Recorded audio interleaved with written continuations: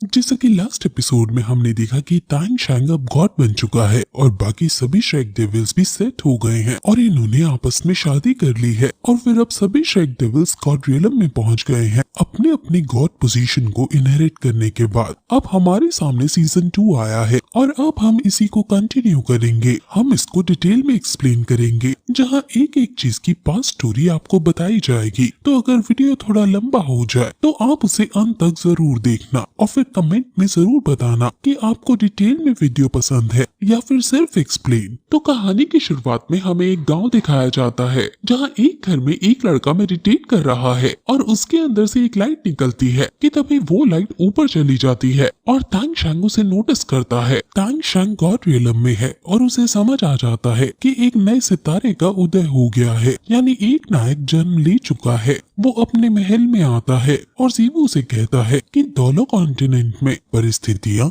यानी कंडीशन पूरी तरह से बदल गई है। वहीं जीवू उसके पास आती है और कहती है कि तुम इतनी चिंता में क्यों हो, जिस पर पहले तो तांग शैंग ये पूछता है कि क्या ज़्याओ की सो गया है, जिस पर जीवू हाँ कहती है। तो वो अब उसे बताना शुरू करता है हर बार। असल में वो पहले यहाँ की हमें ज्योग्राफी समझाता है, अलग अलग प्लैनेट्स और रियलम में टाइम अलग अलग स्पीड से चलता है, इसलिए यहाँ गॉड रियलम में एक दिन अर्थ के एक साल के बराबर है। तांग शैंग दोलो कॉन्टिनेंट में और ज्यादा टाइम बिताना चाहता था, लेकिन इविलनेस और काइंडनेस के गॉड किंग्स के बीच जो मुसीबत आ खड़ी हुई थी उसको कंट्रोल करने के लिए तांग शैंग को गॉड रियलम में आना ही पड़ा और वो यहाँ 20 सालों से अब रह रहा है। यहाँ के 20 साल का मतलब है कि धरती पर हजारों साल बीत गए हैं। धरती पर अब तांग क्लैन का अस्तित्व नहीं है। समय के साथ तांग क्लैन कमजोर होती गई और एक दिन खत्म हो गई। काइंडनेस और इविल के गॉड किंग धरती पर आ गए थे जब, और उनकी वजह से अर्थ की ज्योग्राफी बदलने लगी और अर्थ क्रस्ट डिस्प्लेस होने लगी, जिससे धरती के दोनों कॉन्टिनेंट की जमीन 2 गुनी हो गई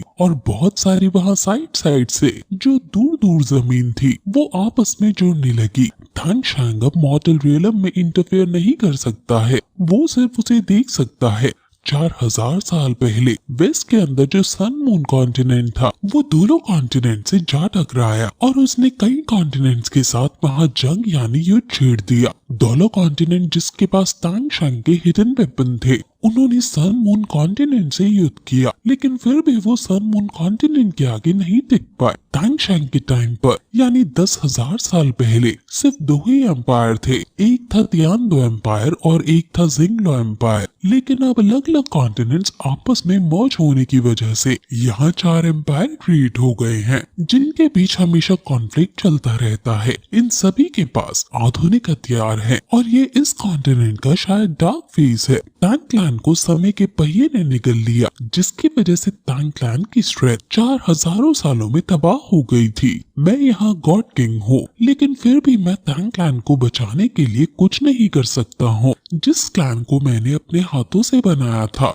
वो मेरे सामने ही टूट गई और इससे दर्द भरी बात भला मेरे लिए और क्या हो सकती है। लेकिन जीवू उसे और ज्यादा बर्डन और स्ट्रेस ना लेने को कहती है और उसे समझाती है कि तांग क्लैन इसलिए टूट गई क्योंकि ये दुनिया प्रोग्रेस कर गई। तांग शैंग भी समझ जाता है और कहता है कि अब लगता है कि दोलो कॉन्टिनेंट में अब एक सितारे ने जन्म लिया है और उसकी किस्मत तांग क्लैन के साथ जुड़ी हुई मुझे नजर आ रही है। मैंने उसके भाग्य को और अच्छे से देखने की कोशिश की, लेकिन अभी ज्यादा अंदर घुसने पर सब धुंधला धुंधला सा मुझे दिखा। शायद गॉड किंग्स किसी का भी भाग्य देख सकते हैं, इसलिए तांग शैंग ये सब कर रहा है। जीवू उसे बताती है कि उसके पेरेंट्स हमेशा दोलो कॉन्टिनेंट की बात किया करते थे और जरूर अब बहुत कुछ यहाँ होने वाला है। अब फिर हम धरती पर दोलो कॉन्टिनेंट पर व्हाइट टाइगर क्लैन और उसके बड़े से महल को देखते हैं, जहाँ ड्यूक की बहुत बड़ी तस्वीर लगी हुई थी। ये पूरा एरिया जो हमें दिखाया जा रहा है वो ड्यूक का है।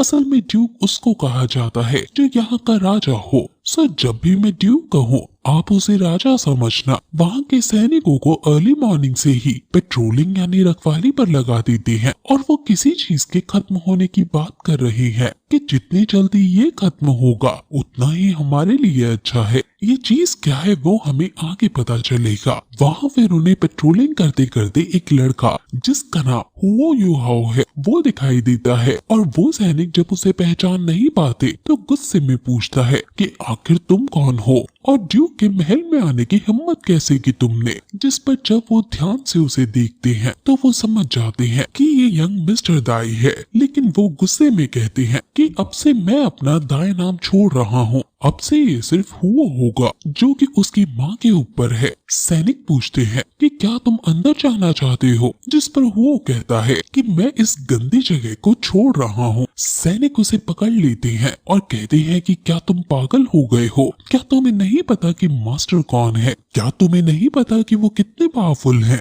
हाउ कहता है कि मुझे सिर्फ इतना पता है कि कितने गंदे आदमी है वो फिर अपनी आई स्पिरिट से उन दोनों सैनिकों पर हमला करके वहाँ से चला जाता है और सैनिक देखते ही रह जाते हैं कि यंग मास्टर कहाँ चले गए। दूसरा सैनिक उसे रोकता है कि तुम उसे यंग मास्टर कहना बंद करो पहले तो, क्योंकि अगर डचेस यानी ड्यूक की पत्नी ने तुम्हें उसे यंग मास्टर कहते हुए सुन लिया तो वो तुम्हें 3 इंच कम कर देगी यानी तुम्हारा सर काट देगी। असल में किसी को भी असलियत में वो का पास नहीं पता कि ये बच्चा किसका है और सब इसे राजकुमार यानी यंग मास्टर क्यों कहते हैं और कुछ लोग इसको हेट क्यों करते हैं। ड्यूक यहाँ आने ही वाले हैं, इसलिए सैनिक फिर से जल्दी से पेट्रोलिंग पर लग जाते हैं। वहीं हम ड्यूक को देखते हैं जो अपने सैनिकों के साथ वापस आ रहे हैं और वो कुछ टेंशन में है और कुछ सोचते हुए आ रहे हैं कि तभी उन्हें हुओ की झलक दिखती है और जब वो आंख मूंदकर फिर से ठीक से देखते हैं तो वहाँ कोई नहीं था। असल में वहाँ हुओ है और वो पेड़ के पीछे छुप गया है और वो याद करता है कि कैसे डचेस यानी महारानी ने उसके साथ बुरा किया और उसकी माँ को इतना जलील किया।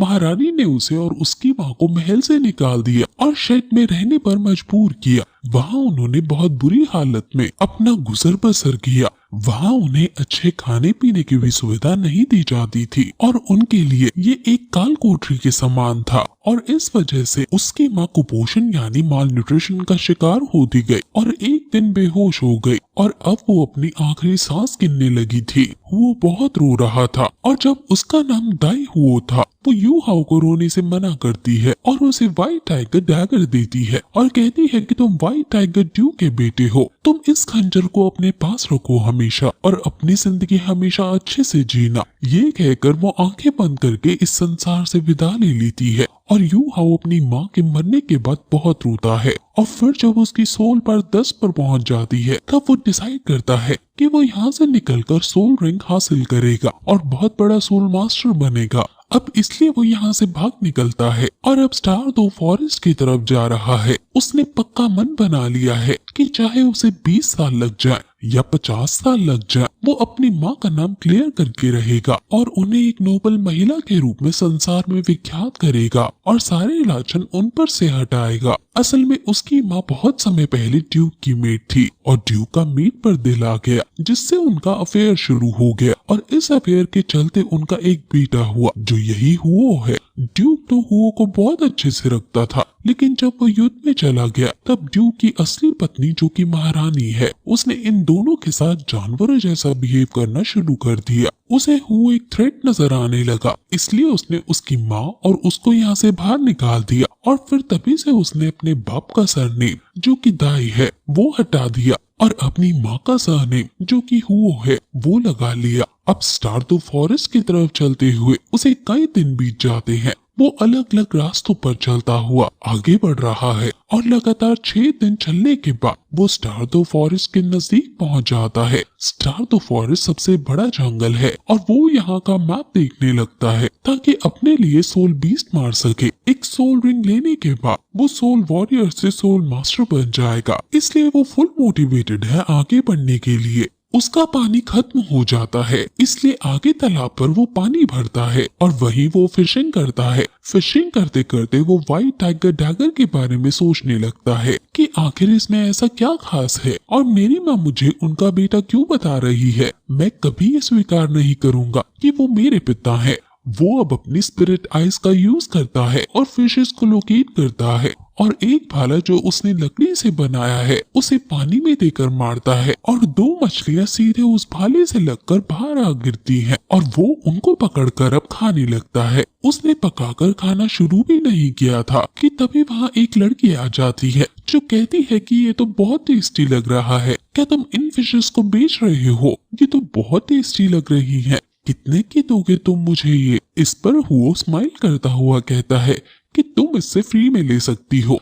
ये सुनकर वो तुरंत उसकी फिश लेकर खाने लगती है, लेकिन तभी उसका दोस्त आता है जो बहुत जेंटलमैन लग रहा है और वो कहता है कि अभी इस लड़के ने तो इसका एक बाइट भी नहीं खाया है और तुम इसका छीन कर खाने लगी। वो इस पर मजाक में हंसते हुए कहती है कि तुम अपने काम से काम रखो ना। वो खुश होकर उसके दोस्त को भी फिश ऑफर करता है, जिस पर वो कहता है कि पहले तुम खाओ और अगर बचे तो तुम हमें दे सकते हो। और क्या तुमने ये फिशेस नदी से पकड़ी हैं? जिस पर वो हाँ कहता है और कहता है कि मेरे पास बहुत सारी हैं, तुम ले सकते हो। वो अब ले लेता है और उसे अपना नाम बीबी बताता है और इस लड़के का नाम तांग्या है। वो भी उन्हें अपना इंट्रो यानी परिचय देता है और तांग्या को ये फिश बहुत ज्यादा अच्छी लगती है और वो तो सातवें आसमान पर चढ़ जाती है। ये 15-16 साल की चुलबुली लड़की है और ये तैंग सेक्ट से बिलोंग करती है। ये सब साथ में बढ़िया फिश खाते हैं और अब वो उनसे विदा लेकर जाने लगता है। बीबी पूछता है कि आखिर तुम कहाँ जा रहे हो? जिस पर जब वो स्टार तो फॉरेस्ट बताता है तो बीबी कहता है कि वो तो पास में ही है। वो उसे रास्ता बता देता है, जिस पर वो वहाँ से चला जाता है और उसके जाने के बाद बीबी सोचने लगता है कि जरूर ये सोल रिंग लेने के लिए वहाँ जा रहा है, लेकिन इसकी सोल पावर तो वीक है अभी। वो अपनी लाइफ को वहाँ इतने खतरनाक जंगल में जाकर रिस्क में क्यों डाल रहा है? हाँ, अभी हुओ की सोल पावर कम है, जिस वजह से ये अभी बहुत कमजोर है, लेकिन फिर भी ये फुल डिटरमाइंड है। वहाँ बहुत सुंदर सुंदर पौधे और झरने हैं और उनको क्रॉस करता हुआ ये आगे बढ़ रहा है। वो काफी अंदर इस जंगल में आ जाता है, लेकिन वहाँ एक जगह उसे किसी जानवर के अपने पास आने की आहट आती है और तभी पीछे से एक बड़ा बंदर उस पर हमला कर देता है। वो उसे बचने की कोशिश करता है और वो उसे डॉज करता जा रहा है। बंदर भी उसके पीछे पड़ गया है और हुओ को दिक्कत हो रही है। बंदर अपने मुंह से एक बार निकालकर उस पर अटैक करता है और वो अपने व्हाइट टाइगर डैगर का यूज करके उससे बचता है और व्हाइट टाइगर सक्सेसफुली उस अटैक को डॉज कर लेता है और वो अब वहां से भागने लगता है, लेकिन बंदर फाइनली उसे पकड़ ही लेता है। वो अपने पैरों से उसे बचने की कोशिश करता है और फिर वो डैगर को उसको घुसा देता है, जिससे बंदर दर्द के मारे उसे दूर फेंक देता है और अब गुस्से में उसको मारने के लिए आगे बढ़ता है। लेकिन अब वो आई स्पिरिट का यूज करके उसे लोकेट करता है और फिर डैगर को उसको मारने लगता है। जब भी वो डैगर का यूज करता है उसके अंदर से एक लाइट जलती है, यानी ये डैगर एक खास डैगर है। वो बीस्ट वहीं मर जाता है, लेकिन अब वो भी बहुत वीक हो गया था और उसके अंदर बिल्कुल जान नहीं बची थी। वो एक पेड़ के किनारे बैठता है और उस बीस्ट के अंदर से व्हाइट सोल रिंग निकलती है, लेकिन अभी हुओ के अंदर इतनी ताकत नहीं है कि वो इसे एब्जॉर्ब कर सके। इस बड़े से बंदर को विंड बेबून कहते हैं और इसकी सोल रिंग उसके सामने है, लेकिन तभी वहाँ एक आइस वॉर्म स्पिरिट बीस्ट उसके सामने आ जाता है और उसके अंदर से बहुत ज्यादा ठंड आ रही थी, जिससे वो वही जम जाता है और फिर ये एपिसोड यही खत्म हो जाता है। गाइस, ये सोल लैंड 2 सोल लैंड 1 जैसा ही अच्छा है और अब इसकी यहाँ से सोल मास्टर बनने की जर्नी स्टार्ट होगी और ये तैंग शैंग से कैसे जाकर कनेक्ट होगा वो ट्विस्ट आपको जरूर पसंद आएगा। इसका अगला एपिसोड सैटरडे को रिलीज होगा और अब से हम सैटरडे को ही सोल लैंड आपको सबसे पहले एक्सप्लेन कर दिया करेंगे। सो आप हमारे साथ बने रहिए।